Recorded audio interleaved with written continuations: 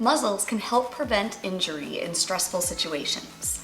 All dogs are capable of biting when they are very afraid or when they're injured. Muzzles can also allow dogs more freedom in certain situations. Head collars can also allow dogs a little bit more freedom, and we will be going into these in a different video. Both muzzles and head collars are a piece of equipment that dogs need some getting used to. If they are just forced on a dog, sometimes they can go into a true panic mode. So we are going to spend a little bit of time with the new puppy. Her name is Sapporo and she's a border collie. We're going to teach her that putting on a muzzle is just a fun trick to do. Now I have Sapporo here with me. The first thing I'm going to do with the muzzle training is show her the muzzle, tell her yes, which is her marker cue that says she has done something correct and she's going to get a treat. I'm going to show her the muzzle, say yes, and then give her a treat. What I want her to learn is that the muzzle, the presence of the muzzle, just means good things are going to happen. So we're going to yes, show the muzzle, give the marker cue, give a treat. And then the muzzle is going to disappear. No muzzle, no cookies. Yes.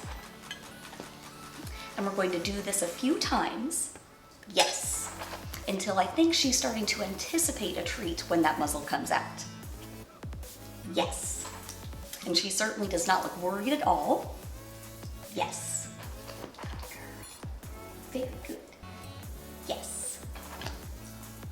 Next, since she doesn't seem worried about it and she kind of is expecting a cookie to happen, I'm going to see if she can approach the muzzle at all and move toward it. Good, it's a good girl. Yes, good girl. I'm going to praise her for not moving away, and I'm going to wait and mark when she moves closer to the muzzle. Good girl. Yes, good girl.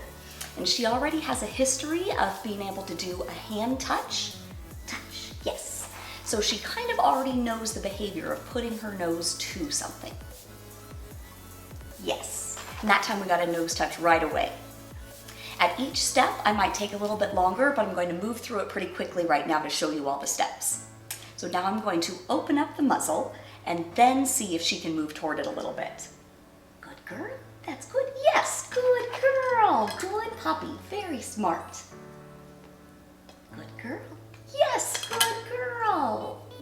We've gotten a little bit of movement toward it, so now I'm going to change the location of my reward to see if we can get a little bit more of her nose in the muzzle. Good girl, yes.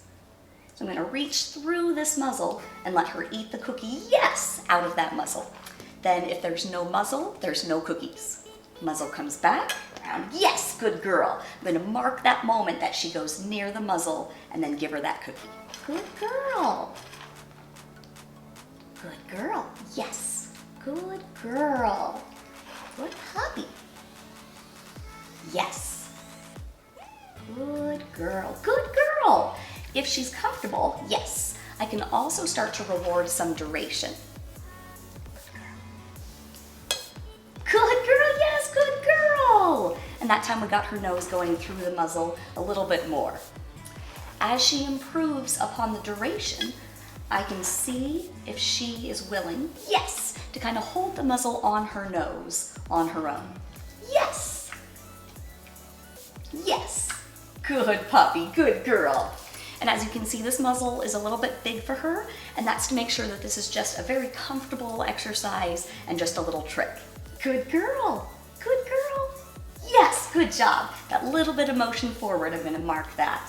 Good girl. If you need to, you could jump start it a little bit with a little bit of luring, but I like to have this be the puppy's idea as well at some point. Good girl. Good girl. Yes, good girl. That was a really good one. Good puppy. And next I'll show you the other two dogs that are a little bit further along in their muzzle training. This is Skeptic, my English Cocker Spaniel. He is going to demonstrate, oh good boy, being a little further along in his muzzle training. You can see that he actively wanted to put this muzzle on. There has been so much value put in that he offers the behavior. So he sees this and he knows to put his muzzle in the muzzle and he gets treats. Good puppy. And there are different types of muzzles. This one is called usually a groomer's muzzle.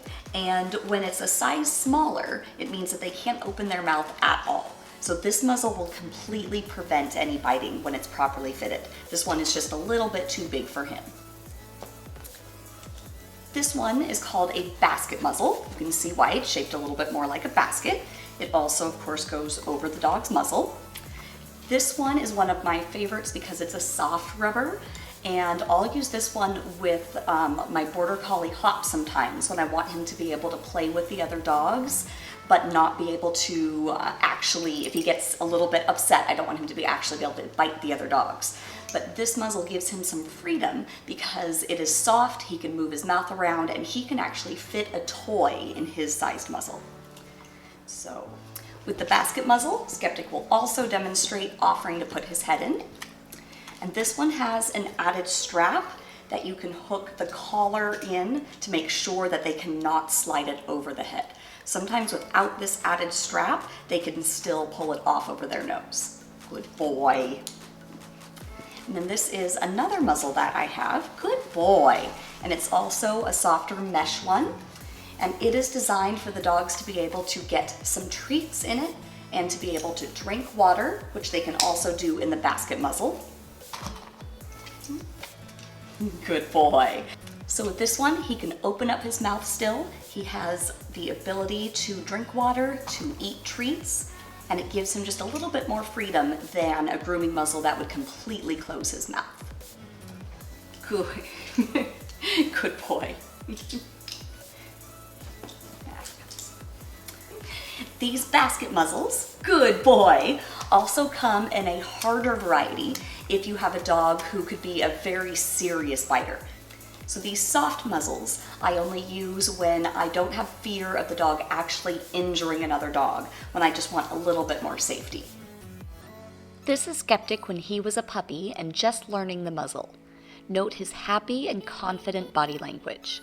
His tail is wagging softly, his ears are forward, and he is leaning toward the muzzle. This should be a fun experience, so take breaks and go as slowly as you need to so your puppy has a good time. This is Hops. He's my 8-year-old Border Collie, and he has also been muzzle trained. This is his soft basket muzzle. Good boy! And he will also, as you see, offer to put his nose through. This is one that has one of those extra straps that goes over the head, and it hooks, good boy, behind the ears here. Then if I'm uncertain, I will also connect the top of the head collar to his collar, and this really ensures that he cannot get this muzzle off. Good boy. He'll wear this sometimes when he is playing with other dogs, and he has to go to the eye vet sometimes, and that can be pretty intimidating for a dog like him, to have strangers bending over him looking into his eyes. So when he's wearing this muzzle, he's actually more comfortable, and he stays nice and calm, and the veterinarian can feel more comfortable as well. Good boy. This is an example of a groomer's muzzle that is an appropriate size to make sure that the dog cannot bite at all. So he can barely, you can see I can barely even fit a finger to open up that mouth. There we go. So he cannot bite when wearing this type of muzzle. But he can also not pant or drink or take treats easily. So this muzzle is designed to be very short term. Good boy. Then this is another muzzle that I got for him for playing with other dogs. Good boy, Hops.